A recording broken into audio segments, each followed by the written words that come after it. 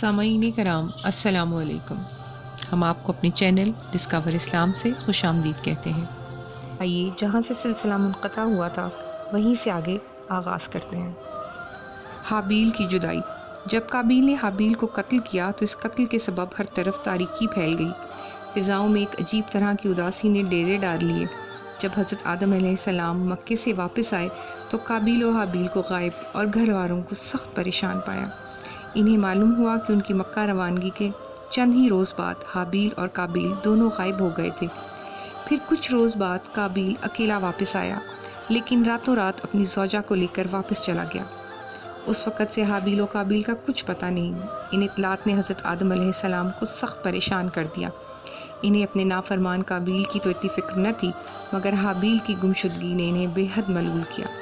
وہ روز حابیل کو تلاش کرنے پہاڑوں میں نکل جاتے، لیکن شام کو ناکام واپس لوٹتے۔ اپنی معصوم اور بیوہ بیٹی اقلیمہ کی حالت ان سے دیکھی نہیں جاتی۔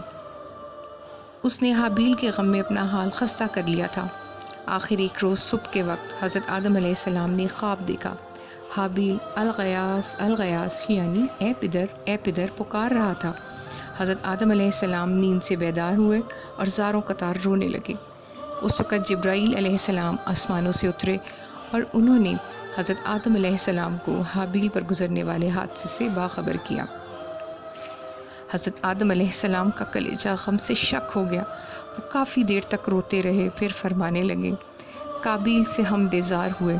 حضرت جبرائیل علیہ السلام نے کہا، اے آدم علیہ السلام، گریہ مت کریں، پروردگار عالم بھی ان سے بہت بیزار ہے۔ تب حضرت جبرائیل علیہ السلام نے حضرت آدم علیہ السلام اور بی بی حوا علیہ السلام دونوں کو ان کے مقتول بیٹے کی قبر پر لے جانے کا ارادہ کیا اور ساتھ لے گئے۔ حضرت آدم علیہ السلام نے کہا، اگر قابیل حابیل کو مارتا تو خون اس کا یہاں گرتا۔ حضرت جبرائیل علیہ السلام نے حضرت آدم علیہ السلام کو بتایا، اس کا لہو زمین نے کھینچ لیا ہے۔ حضرت آدم علیہ السلام نے دکھی لہجے میں کہا، افسوس اس زمین پہ کہ خون میرے فرزند کا پی گئی۔ تب اللہ پاک کی قدرت سے زمین نے حابیل کا خون اگل دیا۔ حضرت آدم علیہ السلام و بی بی حوا علیہ السلام کو یقین ہو گیا کہ ان کا لخت جگر یہیں دفن ہے۔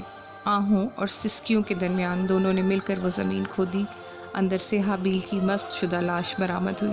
کاسائے سر ٹوٹ جانے سے اس کا مغز بکھرا ہوا تھا اور اعضاء خون سے تر بتر تھے۔ دونوں حابیل کی حالت دیکھ کر بہت روئے، پھر لاش کو لکڑی کے ایک تابوت میں بند کیا اور وہاں سے گھر لے آئے۔ حابیل کی عمر اس وقت 30 برس تھی۔ اس کی لاش دیکھ کر ہر آنکھ اشکبار ہوئی۔ اقلیمہ کی امیدوں کے چراغ بجھ گئے۔ اس کا انتظار ایک روح فرزا قبر تک پہنچ کر دم توڑ گیا۔ کرۂ ارض پر اپنے مرحوم شوہر پر رونے والی وہ پہلی عورت تھی۔ حضرت آدم علیہ السلام، بی بی حوا علیہ السلام اور اقلیمہ کے آنسو دیکھ کر آسمان کے فرشتے بھی رو پڑے۔ ہر شے اداس ہو گئی اور لاکھوں تنازع جو اس تنازع کے بعد پیدا ہونے والے تھے اور وہ کروڑوں قتل جو اس قتل کے بعد ہونے والے تھے، سب کا غم اس غم میں شامل تھا۔ حابیل کی مرگ ناگہاں حضرت آدم علیہ السلام کے لیے بہت دکھ کا باعث تھی۔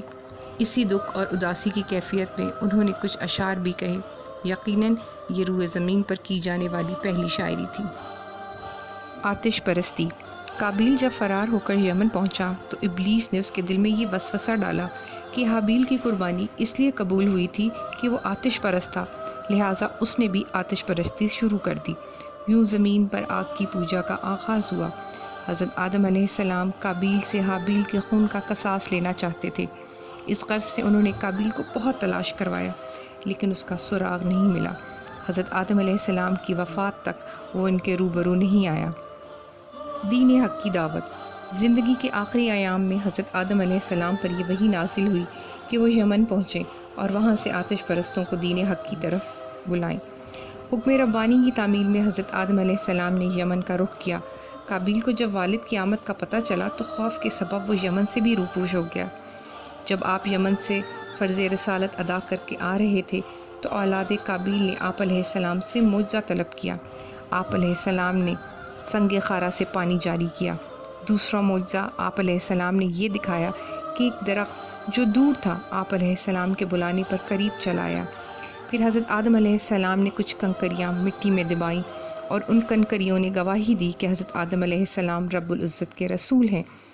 نبوت آدم علیہ السلام کی یہ کھلی نشانیاں دیکھ کر بھی آل قابیل کو ایمان نصیب نہ ہوا، وہ اپنی آتش پرستی پر ڈٹے رہے۔ اپنا فرض پورا کرنے کے بعد حضرت آدم علیہ السلام وہاں سے واپس چلے آئے۔ ان کے جانے کے بعد قابیل یمن واپس لوٹ آیا۔ قابیل کا انجام۔ قابیل کا انجام یہ ہوا کہ آخری عمر میں اس کا رنگ تاریک رات کی طرح سیاہ ہو گیا تھا۔ بھائی کے خون اور آتش پرستی جیسی گناہوں کی پھٹکار نے اس کے چہرے پر مستقل ڈیرے ڈال لیے تھے۔ اس کی صورت ایسی ہو گئی تھی کہ لوگ دیکھ کر خوف کھاتے اور پتھر مارتے تھے۔ ایک روز وہ کسی کوچے سے گزر رہا تھا کہ ایک لڑکے نے اسے ایسا پتھر مارا کہ وہ ہلاک ہو گیا۔ اولاد آدم علیہ السلام۔ حضرت آدم علیہ السلام کی اولاد بعض روایات میں 120، بعض میں 40 تھی۔ اس میں نصف لڑکے اور نصف لڑکیاں تھیں۔ اس اولاد میں حضرت شیس علیہ السلام کی پیدائش حابیل کے قتل کے 5 سال بعد ہوئی۔ اس کے 130 سال بعد حبود پیدا ہوئے۔ حضرت آدم علیہ السلام کے وصال کے وقت ان کی نسل سے موجود فرزند اور افراد کی تعداد تقریباً 40,000 تھی۔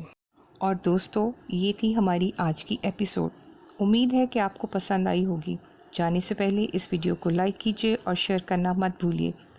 کمنٹ کر کے ہمیں بتائیے کہ آپ کو ہماری ویڈیو کیسی لگی، اور اگر ابھی تک آپ نے ہمارے چینل کو سبسکرائب نہیں کیا تو سبسکرائب کیجیے اور بیل آئیکن کے بٹن کو دبا کر آل نوٹیفیکیشن آن کر لیجیے تاکہ آپ کو ہمارے آنے والی ہر نئی ویڈیو وقت پر مل سکے۔